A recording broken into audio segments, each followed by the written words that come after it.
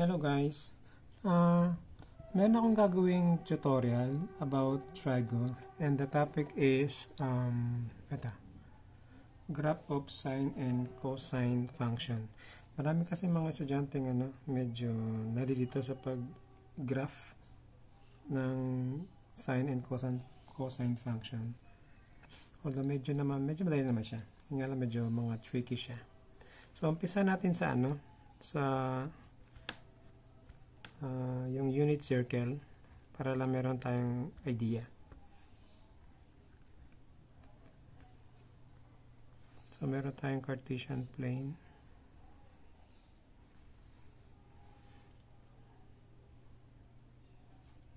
So sa unit circle, ito yung dinefine siya as a circle siya na mayroong radius na 1. So assuming ito yung radius na 1. Yan. So, ito yung first quadrant niya. Yan. Second quadrant. Third quadrant. Tsaka fourth quadrant. First quadrant. Second quadrant. Third quadrant. Fourth quadrant. Ngayon, kung itatranslate natin siya na maging waveform. So, ganito magiging itsura niya.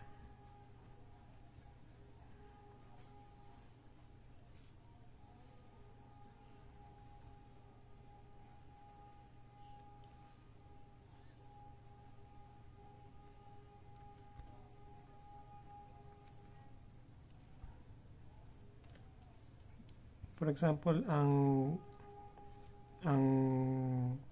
wave natin dito is may function siya ng a sine bx. So this is a sine wave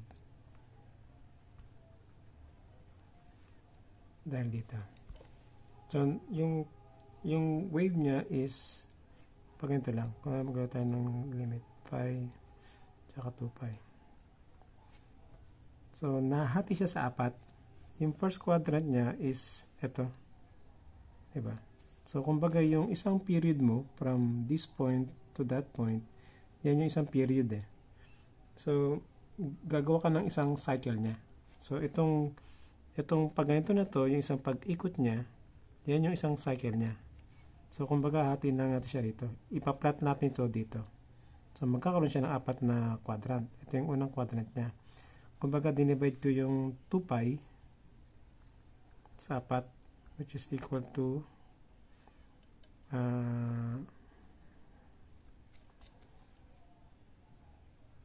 pi over 2. So, meron ako ditong pi over 2 pi, tapos meron akong 3 pi over 2. So, yung unang quadrant ko, assuming ito yung amplitude ko is level ng A niya. Ito. Amplitude kasi ito. So, dito siya tatama. Yan. Yun ang wave ng sine eh. Pataas siya. Tapos, sa second quadrant niya, mula sa 90 degrees, papuntang 180, which is, ito, 180 ito, diba, sa pi. Bababa siyang paganan. Tapos, sa third quadrant, papunta rin sa 270 or 3 pi over 2. Yan yung 90 or pi over 2. Ito yung pi or 180. Ito yung 0 or 2 pi. Ngayon sa third quadrant, papunta sa 270 or 3 pi over 2. So mula dito, papunta raw dito sa kabila. So ganito yung wave niya. Assuming ito yung negative A na. So pag ganun siya. Tapos, papunta siya sa 2 pi, i-diretso niya pa ganun. So, kumbaga, ito yung first quadrant, second quadrant, third quadrant, tapos ito yung fourth quadrant. So, yung sukat nito, yung distance nito, yung 2 pi na to, yan. Yan yung tinatawag na isang period, one period. Or, meron kang isang cycle. Ngayon kapag ito yung pangalan ng wave niya. Paano naman kapag ang wave niya is ganito? Negative A sine bx. Oh, by the way, itong b na to, ito yung ito yung number of cycle in one period. So, itong A mo, yan yung amplitude. Yung peak niya. Ito. Yung peak, tawag dyan yung pinakatuktok, yan yung peak. Upper peak, tsaka ito naman yung lower peak niya. So, ito naman, kapag negative yung amplitude mo, so parang baliktad lang siya. So, meron tayo 2 pi, pi over 2, yan. Pi, tapos ito yung pi over 2, 3 pi over 2. So, yung negative sign yan, ibig sabihin, pabaliktad yung waveform mo. Sorry, yan.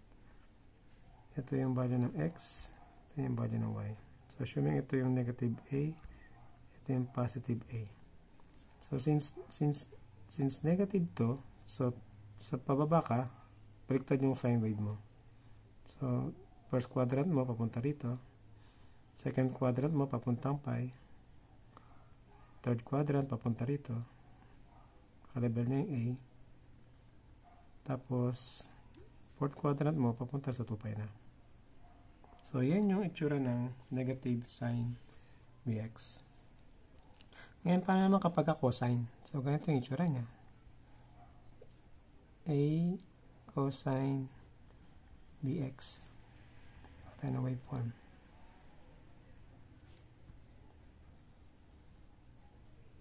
Assuming ito yung 2 pi. Kalahati niya is pi. So, gawa tayo ng 4 na quadrant. Meron tayong pi over 2, tsaka 3 pi over 2. Sa cosine naman, ito yung value ng x, value ng y. A, amplitude A, negative amplitude. Yung sa cosine naman, ang itsura ng ang waveform niya is mula dun sa peak, pababa. In this case muna, yung amplitude niya is A. Diyan. So, mula sa peak, pababa. Papunta dun sa first quadrant. So, mula peak, pababa ka ngayon. Ay, sumobra. Yan. Tapos, pupunta ka ng pi. Kalahati lang kasi yan eh. So, ito pa yung quadrant 2. Papuntang quadrant 3. Quadrant 4. Yan. O, A din yung level niyan. Yan. So, isang cycle yan. Isang period siya.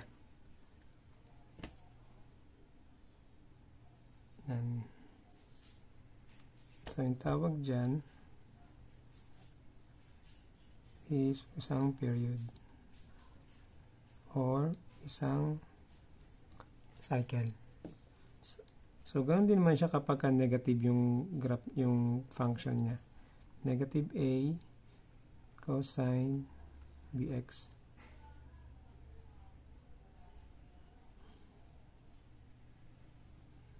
So, kunwari ito yung 2 pi. Kalahati niyan is pi. So, buhat tayo ng 4 na quadrant. First quadrant. Ito yung third quadrant. So, negative niyan, ibig sabihin, mag-isimula ka sa negative A. Ito yung positive A. Ito yung X. Para natin lagyan ng name yung Cartesian plane natin. So, yan yung Y. May karugtong yan. So, yung cosine mo is parati mag-isimula sa peak. Tapos, itong amplitude mo is negative A. So, dito ka mag-isimula sa negative A. So, mag-isimula ka sa peak, tapos pababa. Iyon. Tapos, packet na siya. Papunta dun sa quadrant number 2. Tapos, pababa na siya sa third quadrant, sa 270.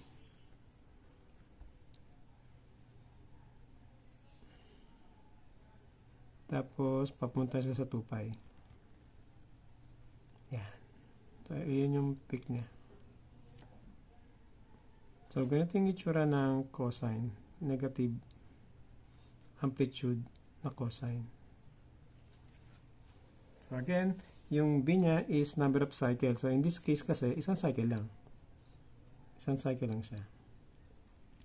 Later, kapag ang B mo is dalawa, 2, meaning, dalawa yung cycle mo sa loob ng isang period. Ngayon, ano pa ba? Punta tayo sa mga parameters. Mag-define tayo ng mga parameters.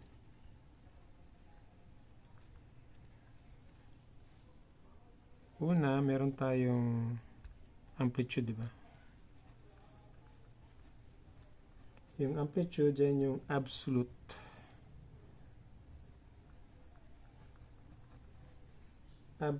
peak value ng y-axis. Pangalawa, yung domain.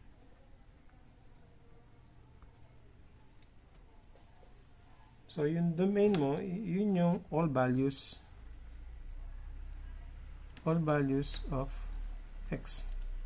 So, kadalas, most of the time, actually parate, ang waveform kasi is, kung titignan mo yan sa oscilloscope, nakikita niyo yung waveform, tuloy-tuloy na wave yan eh. So, meron kang negative infinity hanggang positive infinity. Yan parate yun, hindi nagbabago. Tuloy-tuloy kasi. Yung pangatlo is yung range. Yung range niya, yan yung amplitude peak values. So, dalawa siya. Hindi lang siya isa, dalawa siya. Peak values of y. Kung mapapansin mo rito, ito yung range niya. From negative a, peak values niya, tapos yung lower peak values naman niya, yung negative a. Tapos, sagutan natin, yung sumunod is yung period. So, yung period, ang definition niya, ito yung distance niya of isang cycle. Ito, isang cycle to. Isang cycle yan. Diba? Sumunod, yung x-intercept. Yan yung point. Yan, point where the graph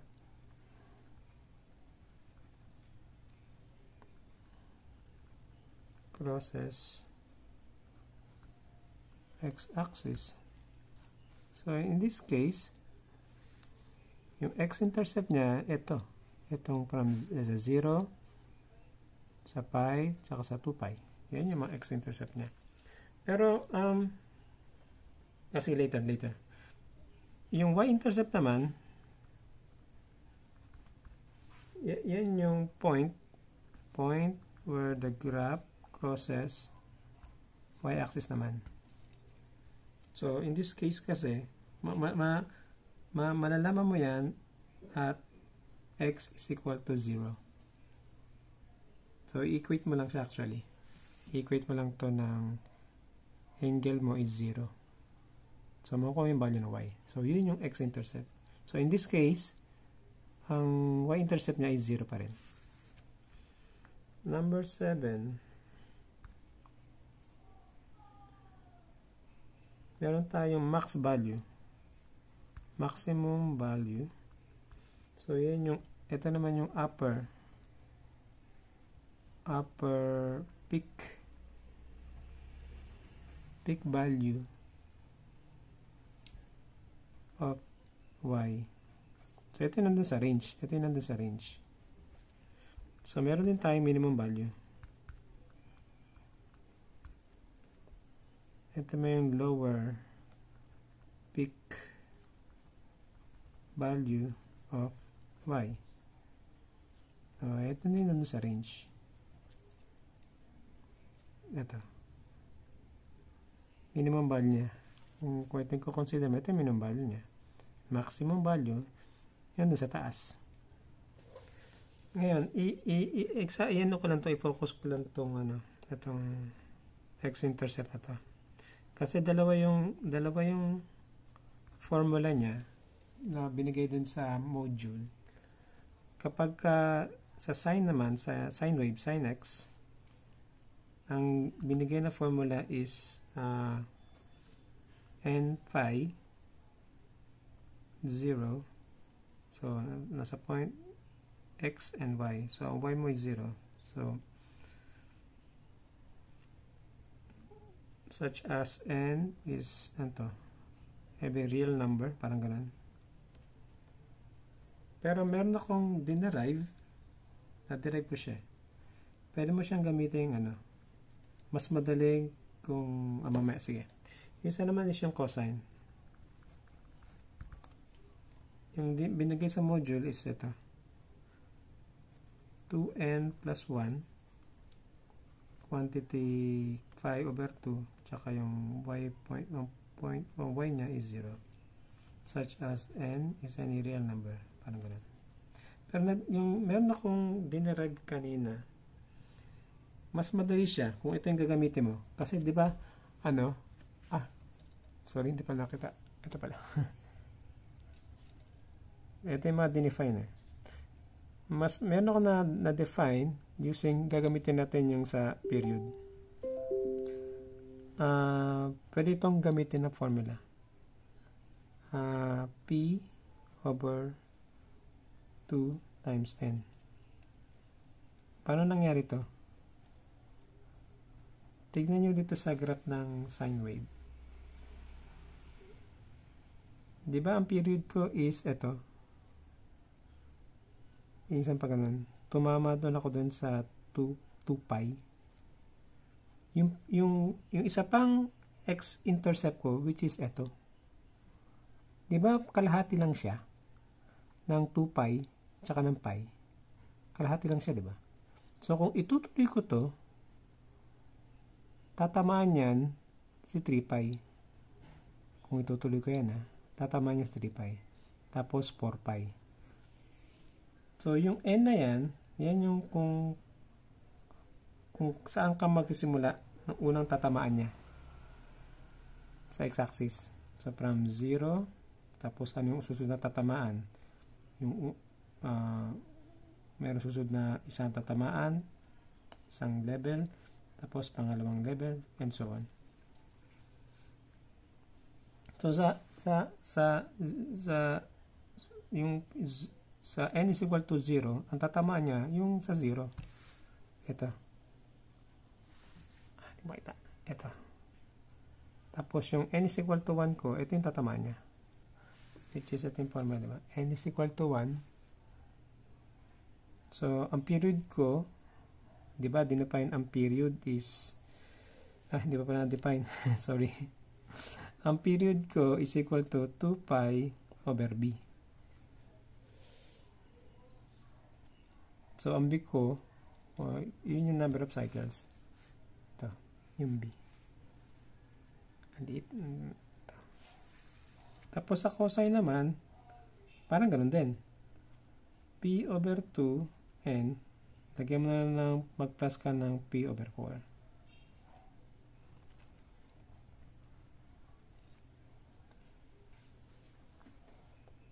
Paano siya na nakuha? Tingnan mo to. Sa cosine. Ito yung unang tinamaan niya.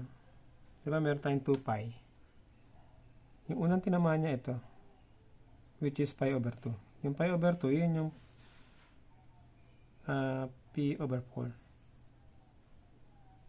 Bakit siya? Diba ang ano ko is 2 pi over b. Yan yung p ko. Dinivide ko sa 4. So, cancel to, diba? Magkakaroon ako ng pi over 2b. Kung ano naman yung b na to. So, meron akong pi over 2. Hindi makita. Sorry. Yan. Tinry ko to eh. So, gumana siya. Applicable siya. So, instead na ito yung gagamitin mong formula na ang dami mong tatandaan, substitute mo na lang to. Ito, substitute mo doon. Yan.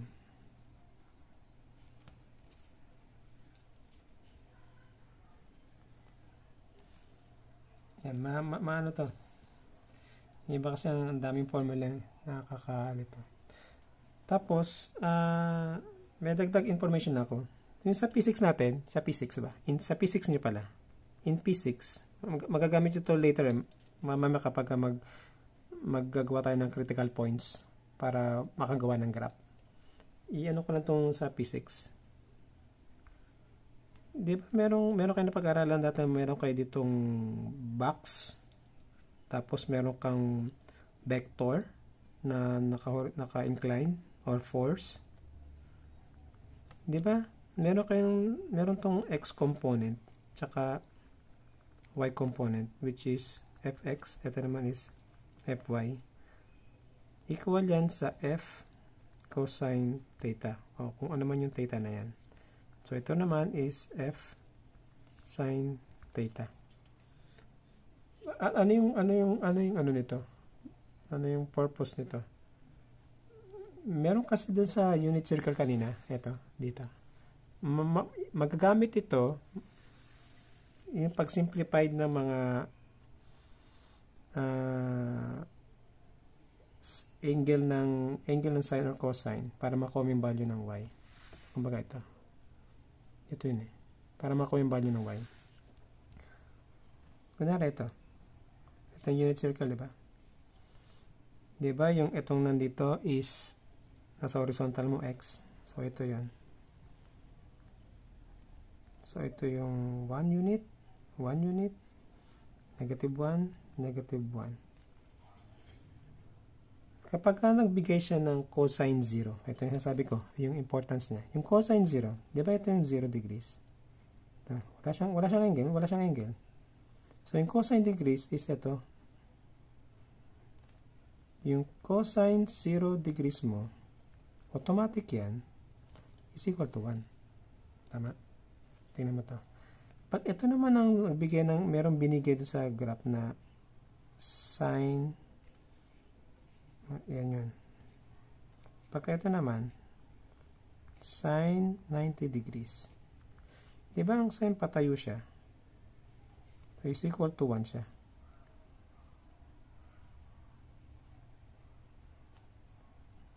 Ito naman, cosine. Cosine 180 is equal to ano? Negative 1. So, ganoon din dito. Sa sine. Sine ng 270 is equal to ito yung 270. Ganun pag ganun yung angle ko. Diba? So, is equal to negative 1. Ngayon, kung tanong, kung nagbigay siya ng ano, cosine 90 degrees. Diba, 90 degrees ito. Ayan, tinatanong niya cosine 90 degrees. Ano daw yung cosine 90 degrees? Without using calculator, kumbaga survival ba? 90 degrees, di ba ito? Yung patayo na yan. Di ba itong patayo na ito is, ano yan, value siya ng y. Ang cosine, ang value niya x eh. Wala siyang x component. So, 0 siya. Kaya tignan mo sa calculator, cosine 90 is 0 degrees. Okay, so, tingnan natin, mag-try tayo ng ano, mag-solve tayo ng problem para maintindihan natin.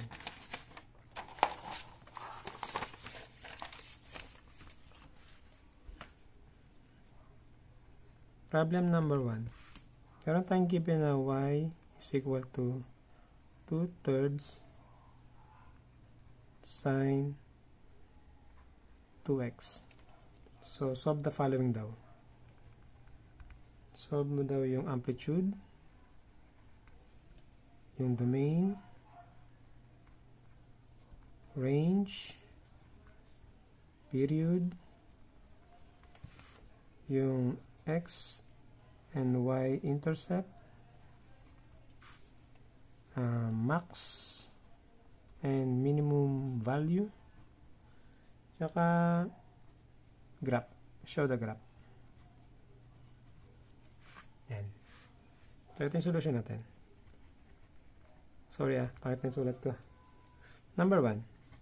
Yung amplitude natin is ito.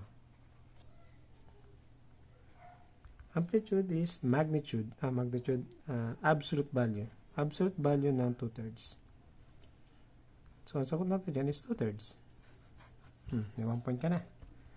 Number 2. Yung domain. Ang domain, di ba, forever yan. Infinity yan. Yung wave mo is tuloy-tuloy. So, from negative infinity to positive infinity. Pangatlo, yung range mo. Di ba ang range mo is yung itong value ng y. Kung ano yung tatama dyan, tsaka dito. Ang wave mo, ang amplitude mo, di ba 2? Pag ganun siya, di ba? Tapos bababa siya sa ilalim ng negative 2/3. So, ang range mo is negative 2/3 bracket siya kasi kasama siya. Negative 2/3 hanggang positive 2/3 bracket din kasi kasama si 2/3 Sumunod, number 4, period. Importante itong period. Malaking bagay yan By definition, ang period mo is 2 pi over b. Diba? Ito yung b mo. Ito yung a mo So, substitute natin. 2 pi divided by 2. So, ang period mo is pi. So, ibig sabihin, kung gagrap mo yan later, mamaya, nandito yung, laki pi, tapos nandito yung 2 pi mo. Yan, kung nandito yung 2 pi mo, ibig sabihin, yung graph mo is hanggang, ang period mo is, magtatapos, magkano rito, hanggang dito yung cycle niya. So, isa lang yung magagawa mong cycle. Parang pa ganyan. Diba? Pero yung typical natin sa example kanina, diba? Nandun tayo sa hanggang 2 pi tayo mabot. Parang gumanon siya, diba? Diba? Malaki yung pinagkaiba niya, diba? Parang, saan yung mga ballpen ko?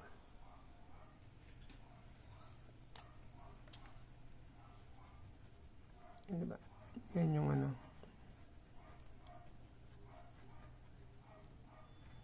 yan yung graph ng ng period mo is equal to pi.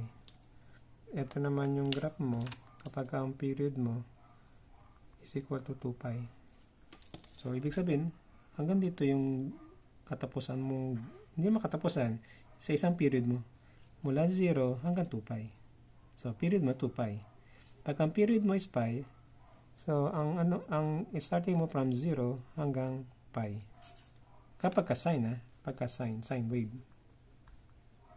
Kasi sine wave to Nagsimula ako sa 0 Sa lowest Sumunod, number 5. X-intercept daw. So, di ba x-intercept, may ginawa kong shortcut. P over 2 times n. So, ang period ko, anong period ko ulit? Pi, di ba? So, meron akong pi over 2 times n. Therefore, ang x-intercept ko is pi over 2n, 0 yung y, such that for every n, n is a real number. Parang ganun. Number 6. Ano naman yung y-intercept? Di ba ang y-intercept, magagawa mo lang if x is equal to 0. Di sulat natin yung form, yung given na waveform. Sine is equal to, y is equal to 2/3 sine 2x. So, substitute mo daw si x is equal to 0. Ano ba tong sine, 2 times 0 is 0. Ano yung sine 0? Tingnan mo yung sa ginawa kanina na unit circle. Sine 0. Ito yung 0 degrees sa 0, di ba? 0 degrees to eh. Kasi ito 90 degrees to eh. So 0 degrees. Meron ka ba nakitang ang sine kasi, di ba, y? X kaya to. So wala siyang value ng y. So ibig sabihin, ang sine 0 mo, 0 degrees mo is equal to 0. So 0 times 2/3 is equal to 0. Totoo naman talaga, di ba? Ang sine wave, nagsisimula ka dito sa 0 eh. Yung sa normal na ganito Kasi hindi naman siya nag-level shift eh. Later sa next topic siguro yan. So, ang y-intercept mo is equal to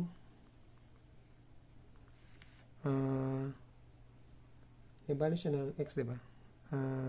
0, tsaka ito yung pinaka y-intercept mo, yung 0 na yan. Tapos, number 7, ano naman yung max value? So, yung max value, yun yung amplitude mo, which is yung positive. So, minimum value mo, yung nasa baba. Ito, yung opposite nito, yung sa pagbaba nito. Ito, dito. So, negative 2/3. Ngayon, yung pag-solve ng graph, medyo madugo. Hindi mo madugo. Maraming gagawin. So, gagawa tayo ng critical points. Sa graph naman, kailangan natin ng critical points. So, meron tayong x tsaka y. Ayan yung mga critical points ni x. Di ba ang period natin is equal to pi? So, dapat isa dyan, sa dulo niyan si pi. Meron tayong 0. Tapos, ang dulo natin is si pi. Kung gagawa tayo ng apat na points, apat na critical points, excluding sa 0 So, i-divide natin si pi sa 4. Which is 5/4 nga. So, yung unang quadrant mo is yung 5/4. So, parang ganun yun, di ba? Ito yung first quadrant mo. Second, third, fourth quadrant, di ba? So, yung sumunod niyan, dagdagan mo ulit ng 1/4. So, 1/4 plus 1/4, 1/2. So, 5/2. Dagdagan mo ulit ng 1/4 is 3/2. So, ito yung yan. Okay, yan.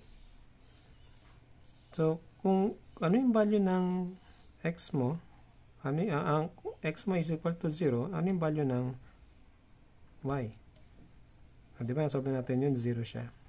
Yung kanina na 2/3 sine 2x times 0 is equal to 0. Yung sumunod, x is equal to 5/2. So, y mo is equal to 2/3 sine 2 times 5/2. So, cancel to. So, ano yung pi? Sine pi. Sine pi. Ito yung pi, di ba? X yan eh. Wala naman siyang component ng y eh. So, 0 siya. So, ang y mo is equal to 0. So, 0 to.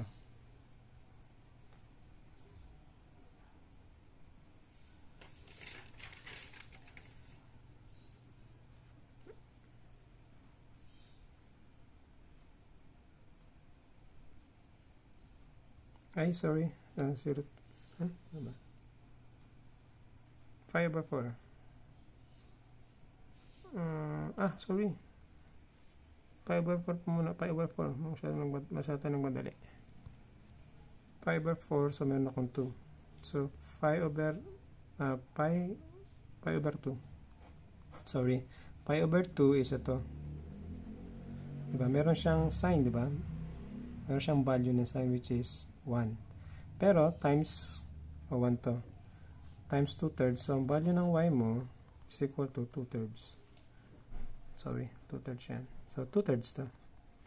So, yung sumunod naman, if x is equal to pi over 2, ang y mo is equal to 2/3 sine 2 times pi over 2.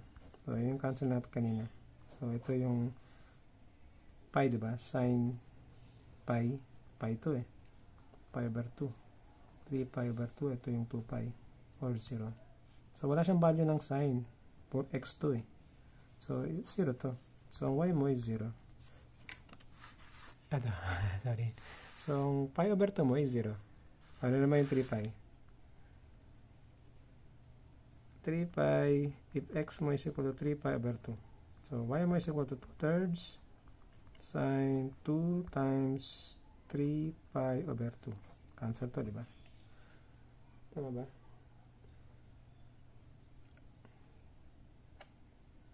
Ay, nandali. 3/4 pala. 1/2. Sorry. 1/2 plus 1/4 is 3/4. 3/4 to.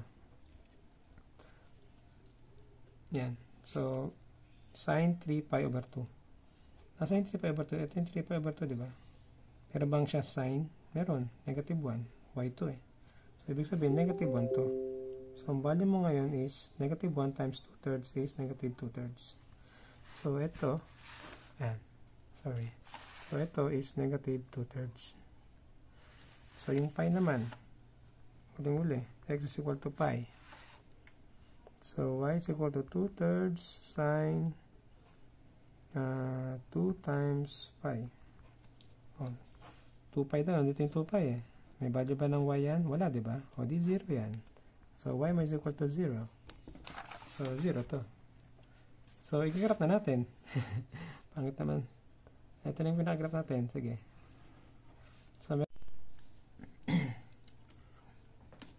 continue natin. Nabusan akong space eh. Kailangan ko pa i-transfer yung file. Anyway. So, ito yung Cartesian plane natin.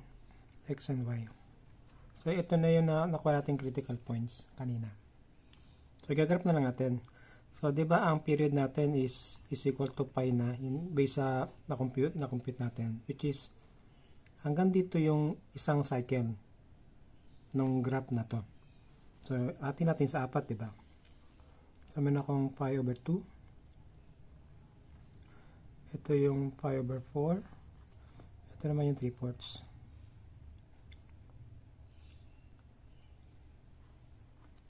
Bakit ba puro 3 over 2? 3/4.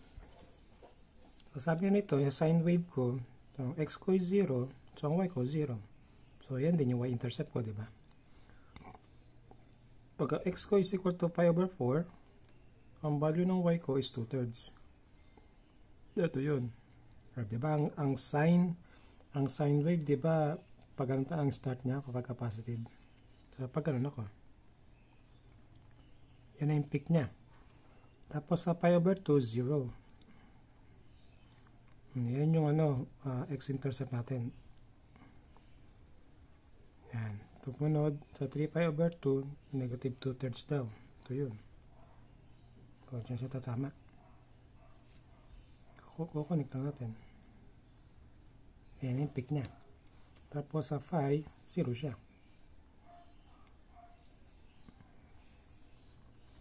So, yan yung waveform nito.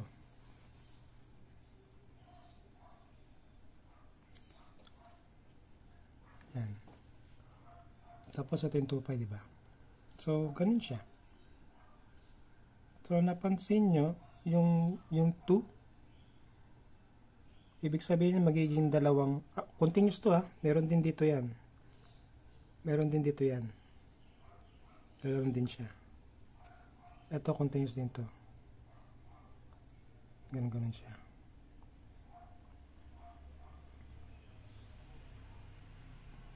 So, napansin nyo, sa 2 pi, magiging dalawa yung niya, yung cycle niya. So, yun ang ibig sabihin ng 2 dito. Dalawang cycle siya sa 2 pi. Sa dalawa. Yun. Tapos, maganda siguro to kapag meron tayong lesson B. Yung sa next module nyo is yung translation ng sine and cosine function. Yun yung kumbaga nag-level up siya. Nagkaroon siya ng mga shifting. Mag-shift siya ng pataas. Tapos itong waveform mo, nag-shift naman siya either to the left or to the right. Tingnan natin kung magagawa natin. So, yun lang muna. Sana meron kayong natutunan kahit ano. Medyo pangit yung sulat ko. Sana naintindihan nyo. Makatulong sa exam nyo. Okay, bye!